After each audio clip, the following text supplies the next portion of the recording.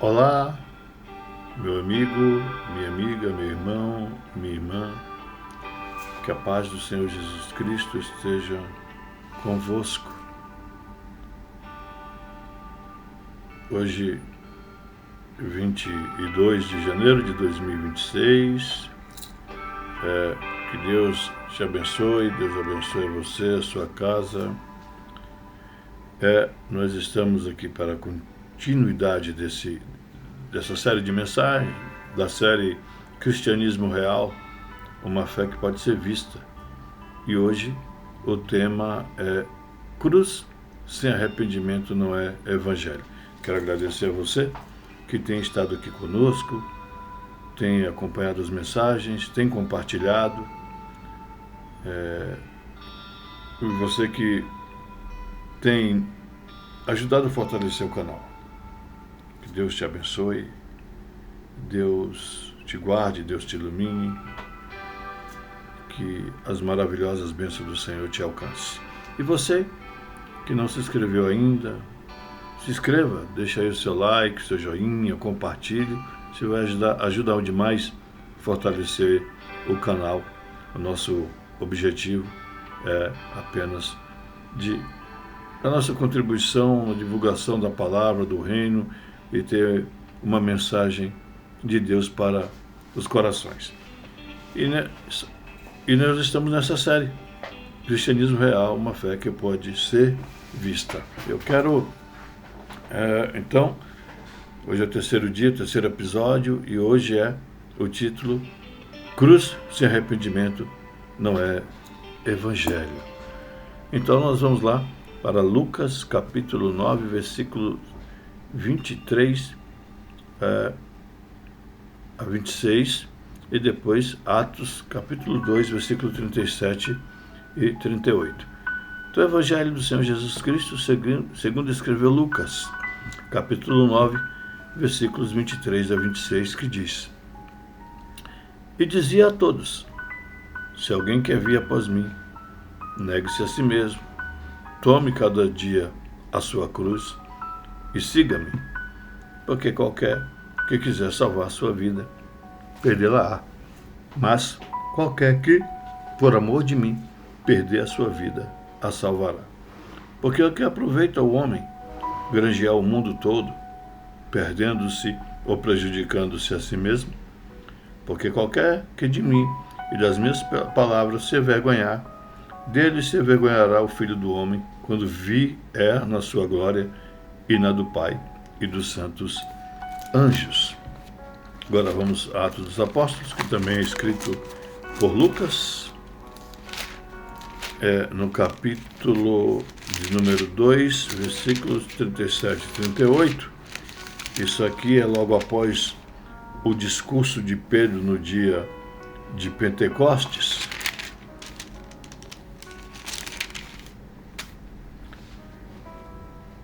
E diz: E ouvindo eles isso, compungiram-se em seu coração e perguntaram a Pedro e aos demais apóstolos: Que faremos, varões e irmãos?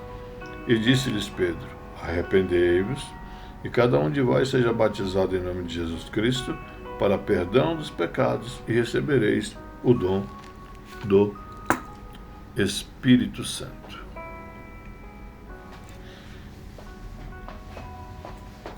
Meus amigos,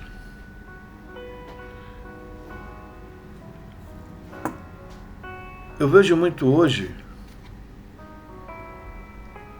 um evangelho diluído, adocicado, e nós não temos o direito de mudar a mensagem a fim de que torná-la mais palatável, mais agradável e mais confortável. A palavra de Deus tem que ser pregada como ela é, sistematicamente como ela é. Nós vivemos dias em que o Evangelho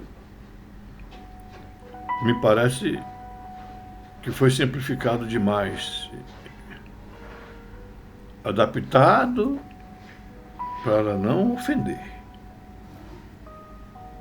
Confortável para não confrontar. Em muitos lugares parece que não pode falar de pecado, de juízo eterno, de condenação.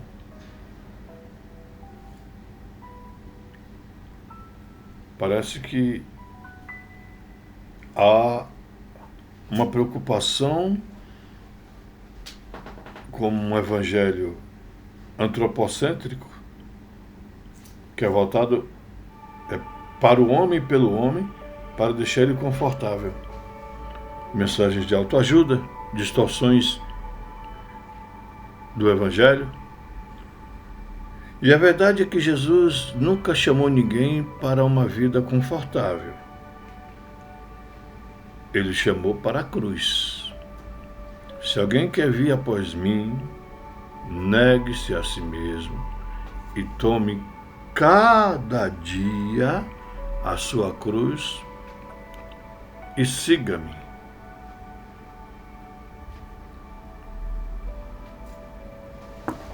E o problema não é anunciar a graça, mas a graça tem que ser anunciada. A graça ela é manifestada a todos os homens. O problema é anunciar a graça sem arrependimento. Sem arrependimento. Um evangelho que não confronta o pecado, ela não é libertador. Não é um evangelho que liberta. Não é um evangelho que transforma. Não é um evangelho que salva. O evangelho, a pregação da palavra, a pregação do evangelho tem que mostrar ao homem quem ele é, aonde ele está, a situação que ele está, as suas mazelas. E não para causar carícias. É lógico que Deus tem bênçãos, que Deus abençoa. É claro que tem bênçãos indizíveis para a nossa vida. Mas o evangelho tem que ser pregado do jeito que ele é. O chamado de Jesus é para todos, mas não é negociável. Se alguém quer vir após mim, quer vir, venha. Mas negue-se a si mesmo, primeiro. Negue-se a si mesmo. Tire o eu. Tome cada dia a sua cruz e siga-me. É um convite universal. Se alguém quer vir após mim, sem exceções.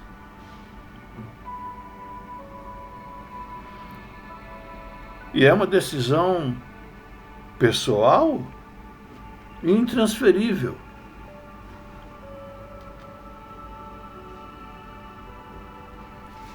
E seguir a Jesus é negar a si mesmo. Negue-se a si mesmo e tome a sua cruz. Não é autoajuda. Não é mensagens confortáveis, palatáveis. É renunciar ao controle. Eu não estou no controle da minha vida. O meu controle agora está nas mãos de Deus. Eu sigo as suas regras, os seus ensinamentos. Eu sou cristão. E a minha regra é a sua palavra. Abandonar o eu no centro. Eu não estou no centro, não estou no controle. Mas parece que uma vontade assim de acariciar, sabe?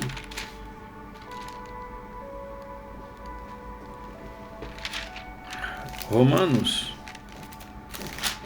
capítulo 12, todos conhecem, quero dar uma repassada. No versículo 1 e 2, rogo-vos, irmãos, pela compaixão de Deus, rogo, eu imploro,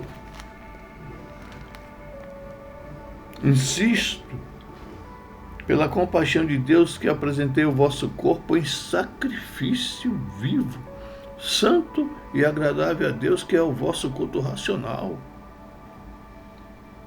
Quando você falar em entregar os vossos corpos em sacrifício, não precisa muita explicação para isso aqui. É sacrifício diário. E não vos conformeis com esse mundo, mas transformai-vos pela renovação do vosso entendimento, para que experimenteis qual seja a boa, agradável e perfeita vontade de Deus.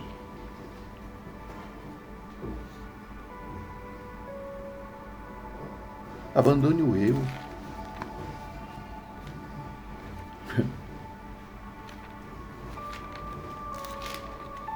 Não se conforme com a sua natureza, com o que o mundo diz.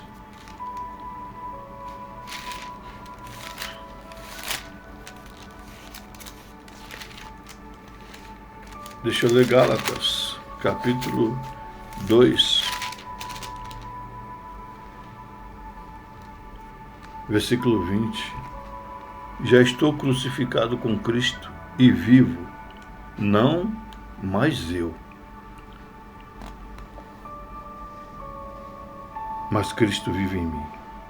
A vida que agora vivo na carne, viva na fé do Filho de Deus, o qual me amou e se entregou a si mesmo por mim.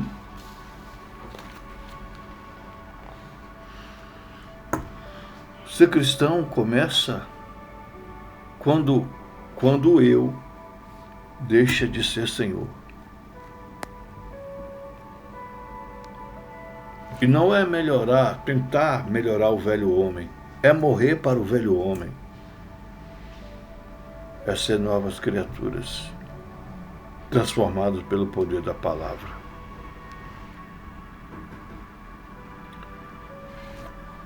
Note, Jesus diz: se alguém quiser vir após mim, negue-se a si mesmo e tome cada dia a sua cruz. Tome a cada dia a sua cruz. Tome a cada dia a sua cruz.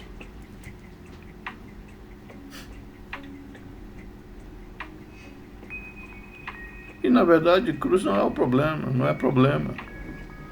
Cruz é instrumento de morte.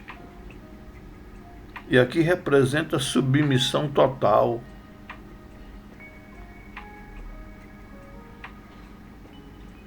Não existe. E Jesus nos chama para ser discípulos. E não apenas ouvintes. Não existe discipulado sem morte diária.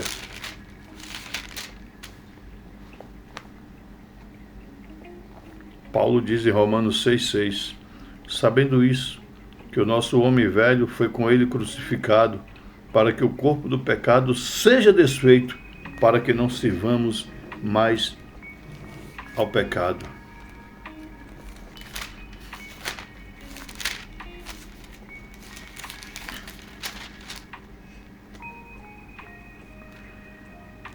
Primeiro Coríntios 15, primeira carta de Paulo aos Coríntios, capítulo 15, versículo 31. Eu protesto que cada dia morro gloriando-me em vós, irmãos, por Cristo Jesus, nosso Senhor. É morte diária para o mundo, é morte diária para o pecado, é morte diária para o eu, é morte diária para o orgulho pessoal, é submissão total. Não existe discipulado sem morte diária. A cruz dói, a cruz confronta, mas é libertadora. A cruz liberta, ela dói, confronta, mas liberta. E é um arrependimento bíblico.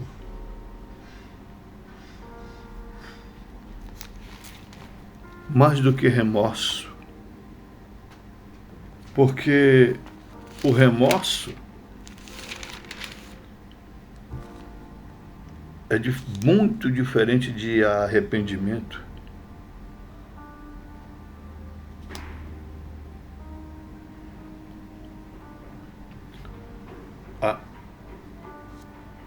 O remorso é o efeito triste que causa por causa do pecado, mas tem efeito muito rápido e passa rápido. Pecou, se sentiu triste, ficou com remorso, mas ali na frente volta a repetir. Arrependimento é mudança de rota, é uma mudança total de rota.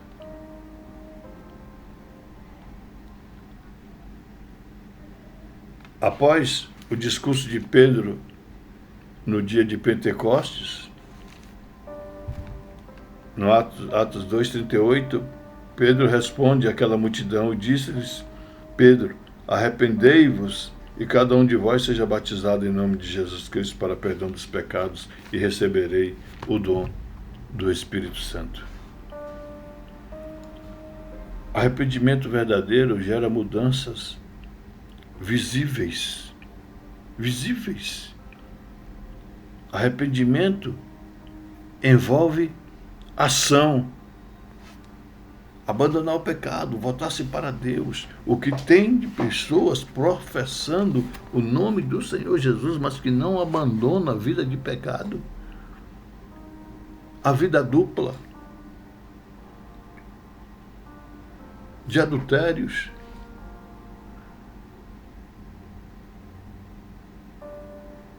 Entristecendo o Espírito Santo, envergonhando o Evangelho. E eu não estou aqui para apontar dedos ou atirar pedras, mas dizer que o Evangelho exige realmente mudanças sérias e visíveis, uma transformação lá dentro, não é superficial. Arrependimento envolve ação. Abandonar o pecado, voltar-se para Deus. Seguir Jesus não é um momento, é um caminho.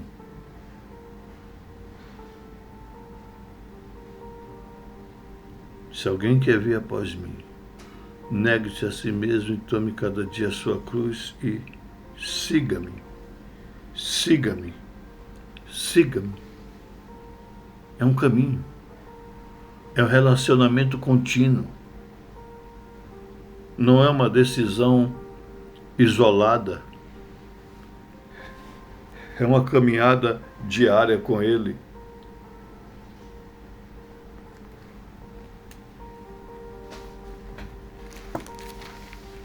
É preciso verdadeiro arrependimento.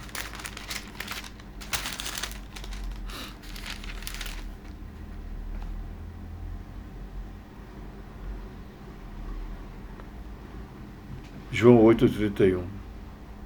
Jesus dizia, pois, aos judeus que criam nele: se vós permanecerdes na minha palavra,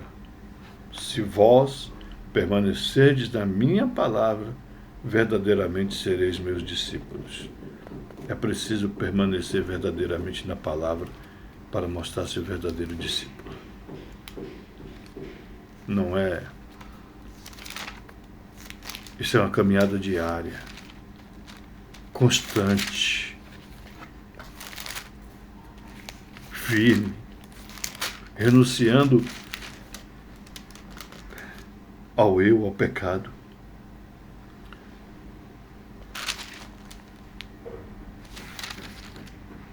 Paulo diz aos Colossenses, capítulo 2, versículo 6, como, pois, recebestes o Senhor Jesus Cristo, assim também andai nele. Aceitou Jesus, aceitou caminhar no Evangelho, agora andai nele. Andai nele. Cristianismo verdadeiro não é evento, é processo. É processo.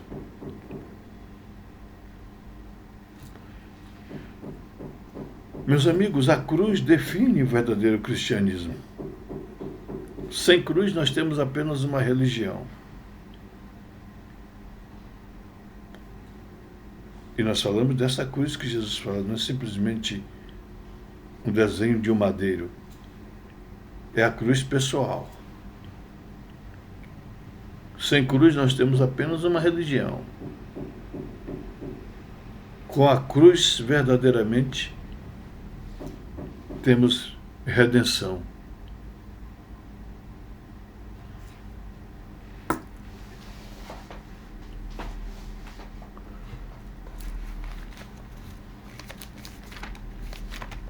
É preciso mais do que apenas pronunciar.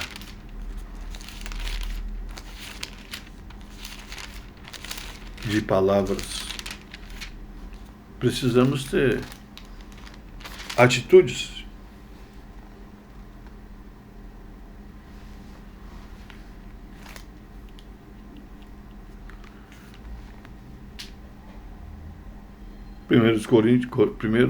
Primeira carta de Paulo aos Coríntios 1,18 diz: porque a palavra da cruz é loucura para os que perecem, mas para nós que somos salvos é o poder de Deus.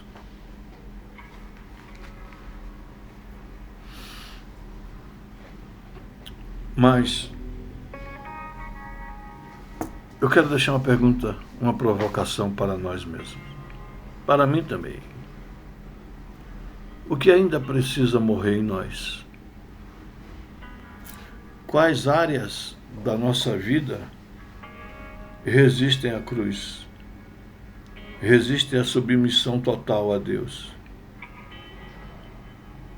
Qual área eu preciso mudar? Eu estou seguindo Jesus ou apenas admirando Jesus? Gosto dos cultos, gosto de ouvir a palavra, gosto até mesmo de pregar, me emociono. Ou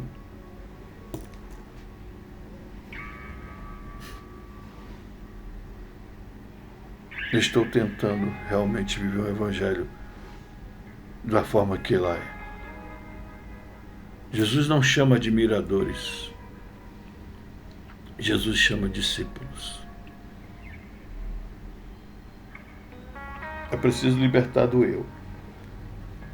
É preciso que Jesus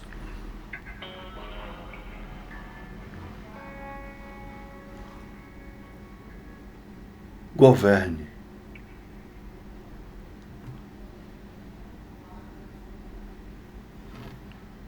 É de graça, mas o discipulado tem um preço. É graça, mas a cruz revela o preço do discipulado. Negar-se a si mesmo. Confrontar-se a si mesmo. E seguir.